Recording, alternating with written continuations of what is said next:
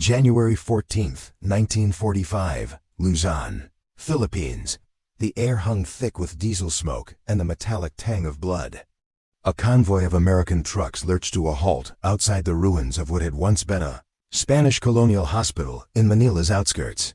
Canvas tarps flapped in the humid breeze as medics lifted stretchers from the cargo beds, moving with practiced urgency through the broken gates. Among the wounded were not soldiers, but women, Japanese civilian nurses, comfort women, and administrative personnel captured during the rapid American advance through the Philippine archipelago. They lay silent on those stretchers, eyes vacant, bodies rigid with pain and something deeper than pain, the paralysis of disbelief. One woman, her uniform torn and stained with mud and dried blood, clutched her abdomen where shrapnel had torn through flesh during an artillery barrage 3 days prior. She had not spoken since her capture. Around her, other women whispered in strained, disbelieving voices as American nurses in clean fatigues approached with medical kits. When a woman in captain's insignia knelt beside the wounded nurse, a woman with blonde hair tied back, stethoscope around her neck, the Japanese nurse turned her face away. She thought it was a trick. She thought it was mockery. In the world she had known, in the empire that had shaped every conviction she held, this moment was impossible. Women did not heal in war. Women did not command. Women did not stand as equals among men in the machinery of life and death. Yet here, in the rubble of a war that had consumed millions, the impossible was unfolding. In the steady hands of American female doctors and surgeons who moved through the makeshift field hospital with the authority of their training and the weight of their oaths. The Japanese Empire had mobilized women for its war effort with unprecedented scale, but always within the rigid boundaries of patriarchal tradition. By 1945, over 6 million Japanese women served in support roles: nursing auxiliaries, munitions workers, agricultural laborers, communications operators. They were the silent backbone of total war, yet their service was framed always as extension of feminine duty. Nurturing, supporting, sacrificing in shadow while men claimed glory in light. The Greater East Asia Co-Prosperity Sphere promised liberation from Western imperialism.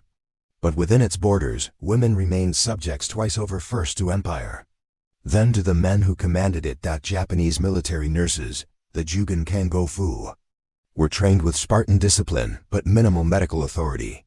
They changed bandages, administered morphine under supervision, comforted the dying. They were angels of mercy and propaganda, but never doctors, never surgeons, never decision-makers. The very concept of a female physician was so foreign to Japanese military culture that official documents contained no classification for such a position. In all the Imperial Japanese Army and Navy, fewer than 24 women held medical degrees, and none served in combat zones with surgical authority. Medicine, like warfare itself, was the dominion of men. This was not mere tradition, it was ideology calcified into institutional structure. The Meiji Restoration had imported Western technology while rejecting Western notions of gender equality. As Japan industrialized and militarized through the early 20th century, the role of women narrowed even as their labor expanded.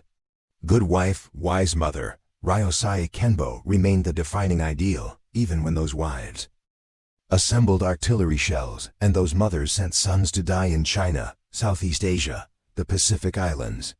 Women could sacrifice everything for empire, but they could not lead.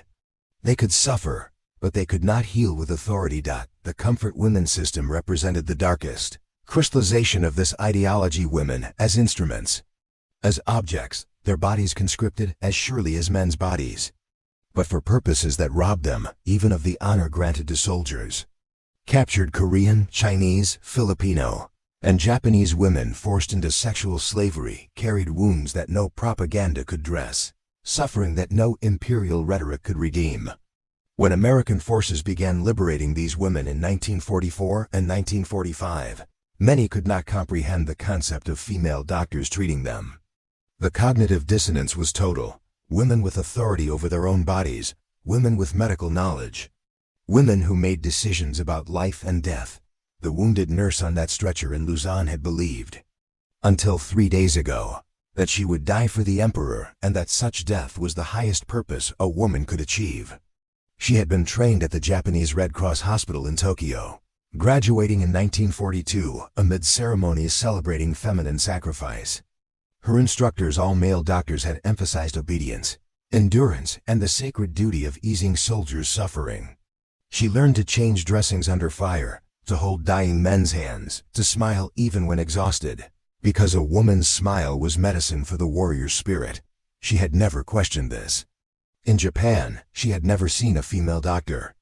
She had read of them in foreign journals, curiosities from America and Europe, but such women seemed alien, almost grotesque. How could a woman possess the strength to cut flesh, to make life or death decisions, to command men in the surgery theater? The very thought violated natural order as she understood it.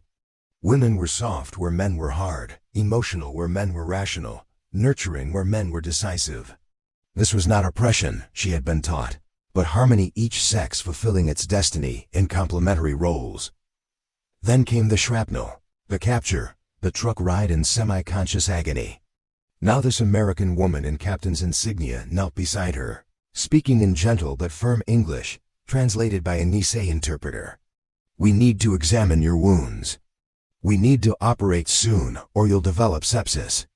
Do you understand?" The Japanese nurse stared at the blonde captain's hand, steady, confident, marked with the calluses of surgical work. She noticed the ring, married. So this American woman was a wife, yet here she commanded, decided, prepared to cut. The contradiction was overwhelming. The nurse closed her eyes, convinced this was fever dream or elaborate, psychological torture. But the hands that touched her abdomen were knowledgeable, probing with precision, identifying the injury's extent with practiced expertise. The captain, Dr. Margaret Stevenson, University of Michigan Medical School, 1940, had performed over 200 field surgeries since landing in New Guinea 2 years prior. She had operated through artillery barrages, tropical diseases, and supply shortages that would have broken lesser surgeons. Her hands knew trauma, knew tissue, knew the narrow margin between saving and losing a patient. "Prep for surgery," Dr. Stevenson told her team. "Penetrating abdominal wound, likely bowel perforation. We go in 20 minutes. The Japanese nurse heard authority in that voice, not harsh, not masculine, but absolute. A woman commanding other women and men, all moving with crisp obedience. The nurse's mind reeled. Where were the male doctors? Who supervised this impossible scenario? The United States military had mobilized female physicians in World War II out of necessity, pragmatism, and the slow but irreversible erosion of gender barriers that had accelerated through the 20th century. When the war began, American medical schools had quietly restricted female enrollment for decades, maintaining quotas that limited women to roughly 5% of medical students. Yet by 1945, over 57,000 women served as military nurses, and several hundred held commissions as doctors, surgeons, and medical specialists in the Army, Navy, and Public Health Service. They served despite institutional resistance. The military had initially refused to commission female doctors at all, relegating them to contract positions without rank or benefits. Only the mounting casualty lists and desperate shortage of medical personnel forced policy changes in 1943. Even then, female doctors faced restrictions their male colleagues never encountered: quotas on promotions, exclusion from certain specialties, unofficial but pervasive assumptions about their capabilities. Yet in forward combat zones, where death did not discriminate and necessity obliterated pretense, competence mattered more than chromosomes. Female surgeons like Dr. Stevenson proved themselves through endless hours in operating theaters where the only test was patient survival. They performed amputations, abdominal surgeries, neurosurgery, vascular repairs, everything their training demanded and their oaths required. Soldiers who might have questioned female authority in garrison rarely questioned it when their lives hung in skilled hands. Regardless of the surgeon's sex, the ideological contrast could not have been sharper. Where Japanese military culture enshrined gender hierarchy as natural and necessary, American pragmatism, however imperfect, however hypocritical in its own racial and gender contradictions, created space for female authority when circumstances demanded. The United States did not mobilize female doctors because it believed in gender equality. It mobilized them because it believed in winning. And winning required using all available talent, regardless of its source. This was American abundance in its most profound form, not material wealth alone, but abundance of possibility, the willingness to deploy competence wherever it resided. Japanese ideology could not comprehend it, could not process the sight of female doctors working alongside male surgeons as equals, making command decisions, holding authority that no Japanese woman in military service could imagine claiming. In the operating theater, a requisitioned Catholic school, classroom with walls still bearing educational posters of saints, Dr. Stevenson scrubbed her hands in a basin of disinfected water. Around her, the surgical team prepared with choreographed efficiency. Lieutenant Sarah Chun, anesthesiologist, calibrated the ether mixture. Captain Ruth Morrison, surgical nurse from Philadelphia, arranged instruments with geometric precision. 2 male orderlies assisted under direction from the female officers, moving without hesitation, without question. The Japanese nurse was carried in, still conscious, still disbelieving. The anesthesia mask descended toward her face, and she struggled weakly, convinced this was execution by suffocation. That these American women would now reveal their true nature, would torture her as she had been told prisoners were tortured by the barbaric enemy. "You're safe," Dr. Stevenson said through the interpreter. "We're going to fix what's broken. Sleep now." The ether's sweetness filled the nurse's lungs. Her last conscious thought was bewilderment, that the American woman's eyes held no hatred, no cruelty, only professional focus. Then darkness. Dr. Stevenson made the first incision with steady confidence, cutting through tissue layers with practiced efficiency. Bowel perforation confirmed. 2 sites. Probable transverse colon and small intestine. Suction. The surgery lasted 3 hours. Dr. Stevenson repaired the perforations, irrigated the peritoneal cavity, closed the abdomen in layers. Her hands moved with the muscle memory of hundreds of similar operations, the knowledge earned through years of study that Japanese military culture had deemed inappropriate for women. She worked without drama, without hesitation, guided by anatomy and technique, by the oath she had taken that made no distinction between enemy and ally, only between patient and pathology. When the Japanese nurse woke hours later, the pain had changed. Still present, but different, the clean pain of healing rather than the jagged agony of tearing. She touched her abdomen, felt the careful stitches, the professional dressing. An American nurse, a woman, sat beside her cot, monitoring her pulse, making notes on a clipboard. The nurse looked up, smiled, offered water. "Doctor says you'll recover fully." "You were lucky." Lucky, the word made no sense. She was captured, defeated, operated on by women. Yet she was alive and the pain was receding, and the woman beside her emanated competent care without condescension, without triumph. The Japanese nurse began to weep, not from pain but from the fracture of everything she had believed. In the days that followed, as American medical teams processed hundreds of Japanese prisoners through field hospitals across Luzon, the same scene repeated with variations. Comfort women who had expected execution received treatment for venereal diseases, malnutrition, and the brutal physical trauma of systematic rape.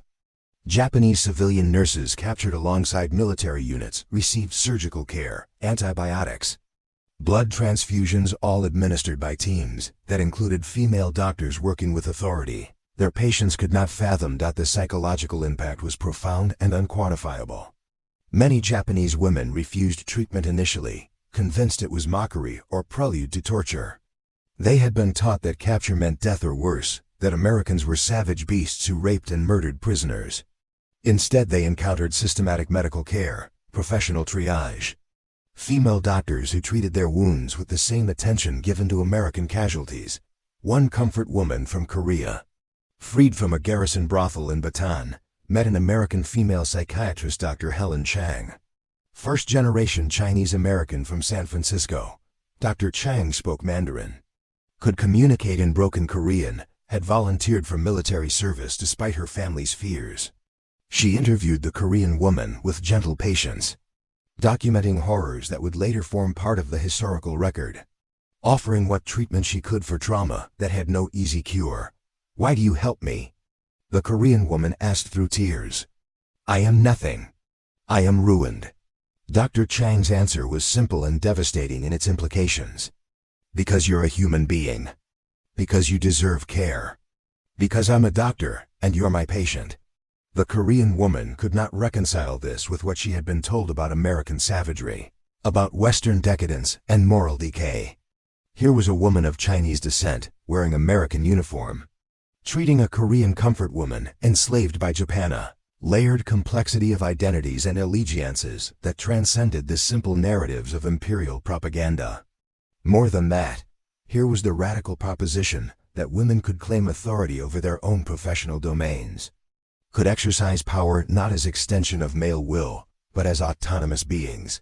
The symbolic weight of the stethoscope became, in those field hospitals, what rice or chocolate had been in other encounters between American abundance and Axis deprivation, physical object representing an entire worldview. The stethoscope around Dr. Stevenson's neck, around Dr. Chang's neck, around the necks of dozens of other female physicians treating Japanese prisoners, symbolized knowledge claimed, authority exercised, possibility realized. In Japanese military culture, the stethoscope belonged to male doctors, was an instrument of masculine authority. To see it worn by a woman, to feel its cold metal pressed against your chest while a woman listened with expert concentration, was to witness the collapse of categorical boundaries. If women could be doctors, what else might be possible? If women could command, decide, cut and heal with authority, then what pillars of the social order might also be arbitrary rather than natural? The Japanese nurses who recovered under American care faced a terrible enlightenment. They returned to consciousness not only healed in body, but fractured in belief. Some rejected what they witnessed, clinging to imperial ideology as psychological defense against cognitive dissonance. The Americans were exceptions, they told themselves, anomalies in a fundamentally masculine order. Or the Americans were mannish, unwomanly, had sacrificed true femininity for false authority. But others could not maintain such denials. They had felt those skilled hands, had heard that confident authority, had experienced professional medical care from women, who were simultaneously competent doctors and recognizably feminine married, gentle in manner, yet absolute in their expertise. These Japanese women faced a choice between the ideology that had shaped their entire existence and the evidence of their senses. Many chose silence, a psychological retreat that avoided resolution. But some chose transformation, began questioning not just gender roles, but the entire hierarchical structure that had sent them to war, that had positioned their suffering as sacred duty. The historical documentation is fragmentary but compelling. U.S. Army medical records from the Philippines campaign note the peculiar challenges of treating Japanese female prisoners, including initial refusal of care and psychiatric symptoms consistent with acute cognitive dissonance. Reports from female medical officers describe patients who would only accept treatment from male doctors at first, then gradually reluctantly allowed female physicians to proceed, and the visible shock when those female physicians demonstrated equal or superior competence. One record, filed by Major Elizabeth Harmon, chief surgeon at a field hospital near Manila, describes a Japanese nurse who requested to observe an appendectomy after recovering from her own wounds. Patient watched entire procedure with focused attention, Major Harmon wrote. Post-op, patient asked through interpreter how many years of training required for female surgeons in America. When informed of 8 years minimum for undergraduate, for medical school, patient became visibly distressed. Later interpreter reported patient saying she wasted her life, and that she had been lied to about everything. Such moments of disillusionment rippled through Japanese prisoner populations. Women who had served the empire with devotion found their reward was not honor but captivity. And in captivity they encountered the impossible, female authority, female expertise. Women who had not sacrificed humanity for competence, but embodied both. The irony was layered and bitter. The Japanese Empire had mobilized women's labor with ruthless efficiency while denying them autonomy. American society, racist and sexist in its own profound ways, had nonetheless created space-grudging, limited, contested for women to claim professional authority. Neither nation approached gender equality. But the gap between their systems was vast enough that Japanese women crossing from one to the other experienced ontological vertigo. They had been taught that Western modernity corrupted women, made them hard and unfeminine, destroyed the natural harmony of gender hierarchy. Instead, they found women who were doctors without ceasing to be women, who were surgeons without imitating men, who had integrated professional competence with personal identity in ways Japanese ideology insisted was impossible. Dr. Margaret Stevenson wrote letters home to Michigan, describing the work without revealing operational details. In one letter dated February 1945, she mentioned the peculiar reactions of Japanese patients. They look at me as though I'm from another planet. Some refuse treatment until they're nearly dead. When they survive, they don't thank me. They stare, confused, like I've violated some natural law. Maybe I have by their lights.